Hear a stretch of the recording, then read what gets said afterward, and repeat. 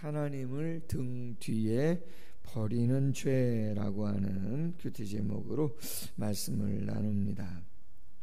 23장 5제 말씀, 하나님께서 북쪽 이스라엘의 수도 사마리아, 남유다의 수도 예루살렘을 비유하셔서 형이 사마리아다, 그리고 동생이 예루살렘이다, 사마리아는 오홀라, 그리고 예루살렘은 오홀리바다, 형제다 말이죠.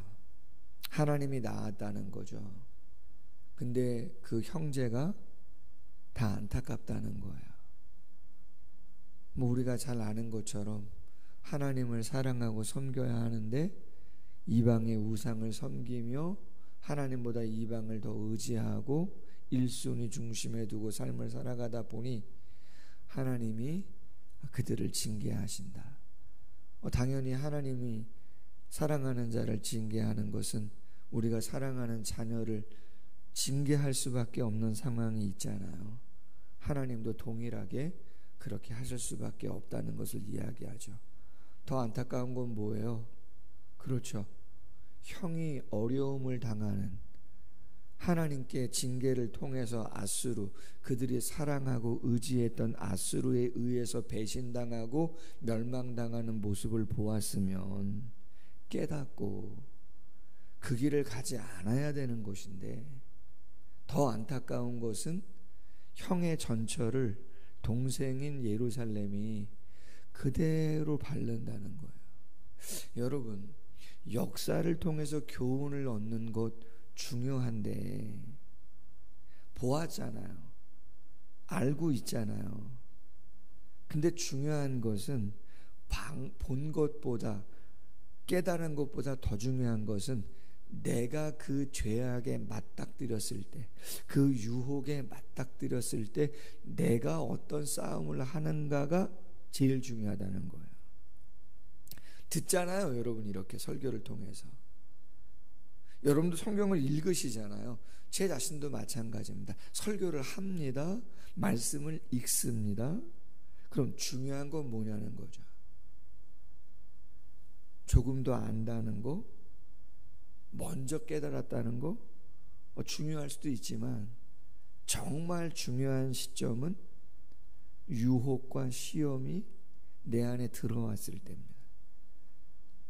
내가 그것을 어떻게 대하는가 모르지 않는 거잖아요. 우리가 죄가 뭔지를, 하나님이 기뻐하는 일이 뭔지를 모르는 것이 아닙니다. 그 시간을 보내고 나면, 그 선택을 하고 나면, 그 일을 하고 나면 어떤 일이 있을 것인가 느낌도 있고 안단 말이죠. 근데 선택을 어떻게 하느냐, 그 치열한 싸움을 우리가 바르게 해야 되는데 그렇게 하지 못하는 경우가 많죠. 말을 못합니까? 우리가 말은 청산유수라고 하잖아요. 내가 싸워야 되는 거고 내가 몸부림쳐야 되는데 그게 쉽지 않다 이 말인 거죠. 자, 오늘 본문을 통해서 교훈을 몇 가지 나누겠는데, 첫 번째는요, 오늘 22절에 보니까 이렇게 말합니다. 나는 내가 사랑하다가 싫어하던 자들을 충동하여 그들이 사방에서 와서 너를 치게 하겠다. 사랑을 했었는데 그 사랑이 싫어졌다는 거죠. 우리가 너무나 잘 아는 거죠. 이 세상의 사랑은 조건적인 사랑이죠. 만약의 사랑, 때문에의 사랑이라는 거죠. if의 사랑이고 because의 사랑이라는 거죠. 만약에 당신이 어떻게 나한테 해준다면, 당신이 어떠한 사람이기 때문에 나는 당신을 사랑한다는 거잖아요. 조건이잖아요. 자녀에 대해서든 배우자에 대해서든 성도에 대해서든 교육자에 대해서든 그 누구에 대해서든 조건적이죠.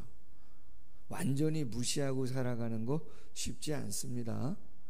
그러나 가장 온전한 사랑은 조건적인 사랑이 아니고 그럼에도 불구하고 무조건적인, 그렇죠? 하나님이 우리에게 주신 아가페의 사랑이라는 거죠. 그 아가페의 사랑을 하나님이 우리에게 보여주셨는데, 사도 요한이 요한일서 4장 7절에서 이렇게 말합니다. 사랑하는 자들아, 우리가 서로 사랑하자. 사랑은 하나님께 속한 것이다. 여러분, 이 속했다는 이야기를 어떻게 말씀을 해석하는가 쉽지는 않겠지만, 사랑이 하나님께 속했다는 것은 진정한 가장 아름다운 완전한 사랑은 하나님 안에 있다는 거예요. 하나님만이 진정한 사랑이 무엇인가를 보여주신다는 것이에요. 세상에서의 사랑은 깨지고 일그러진 사랑 같지만 스토커인 거죠. 사랑 같지만 결국은 이기적인 목적이 있는 거예요. 세상의 사랑의 시간 속에서의 모습이 그렇단 말이에요. 그러나 가장 하나님의 사랑을 아름답게 구현하고 보여주는 것이 어머니들의 사랑인데, 헌신적이잖아요, 되게 자녀에게. 그러나 그 사랑 또한 완벽하진 않죠. 사랑하는 자마다 하나님으로부터 나서 하나님을 알고, 진짜 사랑을 하는 사람은 하나님으로부터 태어나야 한다. 그 하나님의 사랑을 깨닫고 믿고 인정하고 그 안에서 중생하고 거듭난 사람이 하나님으로부터 나서 하나님을 알고, 사랑하지 아니하는 자는 하나님을 알지 못하나니 이는 하나님은 사랑이시기 때문이라는 거죠. 그래서 세상에 보여지는 것은 오늘 본문 말씀에 나오는 것처럼 23절 이하에 아수르 사람 올라 사마리아가 좋아했던 그들이 어떤 사람들이에요? 준수하다 말이죠. 고관과 감독이고 귀인이고 유명하고 말을 타는 용맹스럽고, 겉모습이 그렇단 말이죠. 너무 좋단 말이에요. 와, 이 사람과 함께 저 직장만 들어가면, 내가 저 아파트에만 입주할 수 있다면, 이 정도 규모만 된다면 뭐 그런 거 아니겠어요? 그러나 역시 그렇지 않다는 거죠. 아예 영향을 주지 않는 건 아니지만 거기에 또 실망하고 또 아쉽고 안타까움이 또 보이게 되어 있는 것이거든요. 그래서 우리의 사랑의 출발부터 최고의 목표는 하나님이 우리에게 보여주신 그 사랑을 나도 그 누군가에게, 가까이는 가족부터 시작해서, 그렇죠, 사랑하는 사람들에게, 혹은 사랑할 수 없는 사람들에게까지 우리가 할 수 있는 최선을 다해가는 것이죠. 어려운 일입니다, 솔직히는 어떻게 보면. 두 번째는 하나님께서 남유다 예루살렘 오홀리바를 바벨론에게 맡기시겠다, 재판받게 하겠다, 그렇게 돼 있어요. 오늘 말씀에 보면 그렇게 돼 있잖아요. 24절에 그들이 무기와 병거와 수레와 크고 작은 방패를 이끌고 투구쓴 군대를 거느리고 치러 와서 너를 에워싸리라. 내가 재판을 그들에게 맡긴즉 그들이 그들의 법대로 너를 재판하리라. 치욕입니다. 성민이 이방 사람들에게 치욕이죠. 내가 너를 향하여 질투하리니 그들이 분내어 내 코와 귀를 깎아버리고 남은 자를 칼로 엎드려뜨리며 내 자녀를 빼앗고 그 남은 자를 불사른다. 여러분, 이거 실제로 다 있는 일입니다. 고대 사회에는 포로를 잡으면 어떻게 한다고요? 코를 베고 귀를 벤단 말이에요. 정말로 그런 일들이 있었단 말이죠.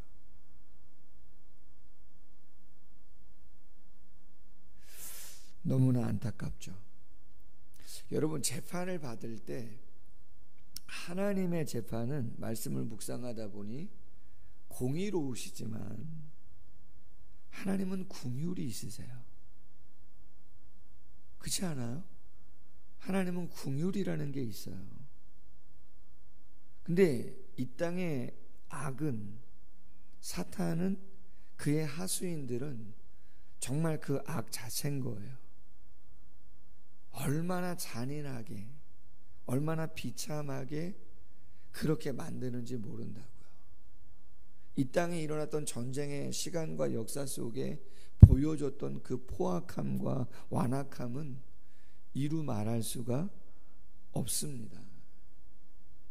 과거의 역사, 로마 시대도 그렇고 우리나라가 경험했던 일제시대라든가 6.25 사건 때 있었던 그런 많은 잔인한 모습들을 보면 너무나 안타깝다라고 하는 거죠. 그나마 누가, 하나님이 우리를 다스려 주시는 것이, 그것이 기쁨이고 그것이 감사하고, 그래도 하나님 안에 있을 때가 귀한 거라는 거죠. 아멘. 은혜 안에 있을 때가, 긍휼 안에 있을 때가, 품 안에 있을 때가 감사한 거죠.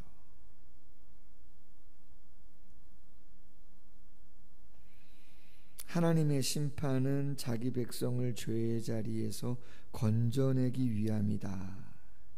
오늘 27절에 보면 너로 그들을 향하여 눈을 들지도 못하게 하며 다시는 애굽을 기억하지도 못하게 하겠다, 그런 거예요. 시편 94편 12절에 여호와여 주로부터 징벌을 받으며 주의 법으로 교훈하심을 받는 자가 복이 있나니 이런 사람에게는 환난의 날을 피하게 하사 악인을 위하여 구덩이를 팔 때까지 평안을 주시리이다. 하나님에게 징벌을 받고 그분의 법, 교훈을 받는 자가 복이 있다는 거죠. 왜? 하나님의 징계는 목적이 다르다는 거죠. 바벨론, 아수르, 그들이 쳐들어오는 목적은 뭐겠어요? 완전히 깨부수는 거죠. 사마리아가 됐든 예루살렘이 됐든 완전히 초토화시키는 거예요. 그런데 하나님은요, 우리를 다시 살리시는 거죠. 다시는 죄악에 있지 아니하도록, 어두움에 있지 아니하도록 우리를 다시 살리시는 것이 목적인 거예요. 할렐루야. 그래서 하나님 안에 거하고자 하는 것이 귀하다. 세 번째, 범죄가 우리에게 가져다 주는 것은 허무와 수치 외에는 아무것도 남는 게 없다, 그런 거예요. 오늘 28절과 29절에 보면 나는 내가 미워하는 자와 내 마음에 싫어하는 자의 손에 너를 붙이리니 그들이 미워하는 마음으로 내게 행하여 내 모든 수고한 것을 빼앗고 너를 벌거벗은 몸으로 두어서 내 음행에 벗은 몸 곧 내 음란하며 행음하던 것을 드러낸다. 다 빼앗는다는 거죠. 그리고 수치를 다 드러낸다는 거죠. 여러분, 하나님은 어떻습니까? 하나님은 우리가 회개하면 기억지도 아니하신다는 거 아니에요? 다 용서하신다는 거잖아요. 덮으시겠다는 거잖아요. 드러낸다는 게 아니라. 회개하는 것이 어쩌면 쉽지 않을 수 있지만 하나님이 우리를 대하시는 건 달라요. 바벨론과 아수르는 완전히 다 무너뜨리고 빼앗고 끝장내는 게 목적이에요. 그러나 하나님이 우리를 징계하는 것은 새롭게 출발하는 거예요. 새로운 은혜를 부으시기를 원하시는 것이죠. 덮어주신다는 거예요. 다른 것이죠. 그렇기 때문에 우리가 하나님 앞에 섰을 때 하나님이 우리에게 느끼게 하시고 깨닫게 하시고 드러내는 것들이 혹시라도 있다면 인정하시고 고백하시고 용서를 구하고 겸손한 마음으로 어떻게 했으면 좋겠냐고, 그러면 되는 것이에요. 아멘? 그러면 되는 것이에요. 그게 안 된다? 여러분, 정말 큰일인 것이죠. 마지막 한 가지, 오늘 35절 말씀에 보면 이렇게 어려움을 당했던 이유가 35절에 그러므로 주 여호와께서 이같이 말씀하셨느니라 내가 나를 잊었고 또 나를 내 등 뒤에 버렸은즉 너는 내 음란과 내 음행의 죄를 담당할지니라 하시니라. 북이스라엘도 그렇고 남유다도 그렇고 죄가 뭐라는 거예요? 오늘 큐티 제목, 하나님을 등 뒤에 버렸다라고 하는 거죠. 늘 말씀드리죠. 이스라엘 백성들의 죄는 스스로 우물을 팠다는 거야. 근데 밑이 깨진 웅덩이라는 것이죠. 밑이 없어요. 물을 가둘 수 없다는 거죠. 하나님을 등 뒤로 던져버린 것이 그들의 죄라는 거예요. 늘 말씀드립니다. 하나님이 1순위셔야 되는 거예요. 하나님의 삶의 중심이어야 되는 거죠. 그게 평안이고 그게 기쁨이고 그게 남는 인생이다. 아멘. 그렇지 않으면 되지 않는다. 저는 이런 생각해요. 이렇게 새벽에 예배를 드리는 거, 뭐 수요 영성 예배나 금요 산상기도나 주일 예배나 구역 예배나 모임들이 만약에 그런 것을 하지 않는다면, 우리 코로나 때 경험했잖아요. 코로나 때 몇 달, 한 3년 정상적이지 않은 신앙생활이었잖아요. 모여야 되는데 못 모이고, 정말 처음 경험하는 일들이죠. 그때 느꼈던 것 중에 제일 중요했던 게 만난다는 거, 얼굴을 본다는 거, 교감을 한다는 게 야, 정말 중요하구나. 이게 더 이상 지속된다 그러면 야, 교회가 어려워지는 거는 그냥 뭐 당연할 수 있겠구나라고 하는 생각을 했단 말이죠. 사랑이라고 하는 게 깊어가고 쌓여가는 건 계속 만나야 되는 거 아니에요? 얼굴을 봐야죠. 그래야 마음이 오가는 것이지. 눈과 눈이 만나고 표정도 읽고 또 음성을 통해서 기도 제목도 듣고 식사도 좀 하고 땀도 같이 한번 흘려보고 애끓는 마음도 서로 좀 느끼고 뭔가 목표를 두고 같이 뭔가 이루어 가면서 뭔가 결과물도 좀 내보고. 아멘. 여러분, 그래야 한 교회 성도고 지체고 그런 것이지. 도대체 무슨 생각을 하는지, 기도 제목이 뭔지 아무것도 모른다. 글쎄요.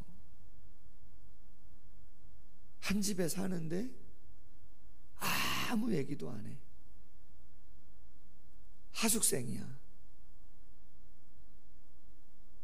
쉽지 않습니다. 할렐루야. 왜 북쪽 이스라엘과 남유다가 이렇게 돼버렸나? 잊어버렸다는 거야. 하나님을 등 뒤로 던져버렸다는 거예요. 영적으로 멀어졌다는 거죠. 그럼 당연히 다른 것들을 보게 되고 다른 것들이 더 좋고 시간 내고 돈 쓰고 체력 쏟고 멀어지죠. 그럼 결과는 뻔한 거 아니겠습니까? 신앙생활 그렇게 복잡하지 않습니다. 하나님 앞에 와서 찬양하고 기도하고 말씀 나누고 마음을 나누고 땀을 흘리고 쉽지 않지만 맞춰가면서 하나님의 뜻을 이루어가려고 애쓰며 그 어떠한 결과물들을 함께 만들어간다. 1년이 지나고 2년이 지나고 3년이 지나며 그 모습들을 같이 경험하며 감사를 느끼고 고마움을 표하고 할렐루야. 다른 게 뭐가 있는 것입니까? 하나님이 우리에게 원하는 거, 나를 기억해 달라는 거죠. 잊지 말아라. 전화도 가끔 하고 대화도 가끔 하고 할렐루야. 다른 것이 아닌 거죠. 과연 내가 하나님을 잊나? 내가 하나님을 늘 묵상하나? 그 물음으로 오늘도 기도하는 귀한 시간 되기를 주님의 이름으로 소원합니다. 기도하겠습니다. 하나님, 오홀라, 오홀리바, 사마리아, 예루살렘, 하나님이 낳은 자식들인데 똑같이 형처럼 아우도 하나님의 사랑이 진짜인데 그러함에도 불구하고 무조건적인 그 사랑, 아가페의 사랑이 진짜인데 아수르, 바벨론, 겉으로 보여지는 게 더 좋아 보여 하나님을 등 뒤로 던져버리고 기억하지 않고 떠나버립니다. 하나님이 수없이 이야기하셨음에도 불구하고 듣지 않습니다. 결국은 그들의 법에 따라, 그들의 심판에 따라 하나님이 징계하시는 안타까움이 보여집니다. 우리 또한 사마리아와 예루살렘이 겪었던 그 유혹을, 그 시험을 우리 또한 이 땅에서 지금 경험하고 있는 거 아니겠습니까? 바쁜 일, 분주한 일, 해야 할 일들 많이 있지만 우리를 위하여 생명을 내어주신 당신의 그 마음과 애끓는 사랑과 당신 안에서 경험케 하고자 하시는 그 평안과 은혜를 절대로 놓지 않는 저희들 될 수 있도록 도와주시기를 원합니다. 말씀이 선한 양식이 되게 하시고 기쁨과 감사가 되게 하시고 성령의 능력이 지혜가 되게 하시고 은혜가 되게 하셔서 우리의 삶에 그 무엇이 다가온다 할지라도, 인간적으로는 어려움이 있다 할지라도 영적으로는 넉넉하게 감당할 수 있는 우리 모두가 될 수 있도록 도와주시기를 원합니다. 혹 연약함이 있다면 겸손히 인정하고 회개할 줄 알게 하시고 돌이키게 하시고 변화를 이루어가는 우리가 될 수 있도록 도와주시기를 원합니다. 우리의 기도 가운데 함께하여 주시옵소서. 예수님의 이름으로 기도하옵나이다. 아멘. 계속해서 기도합니다.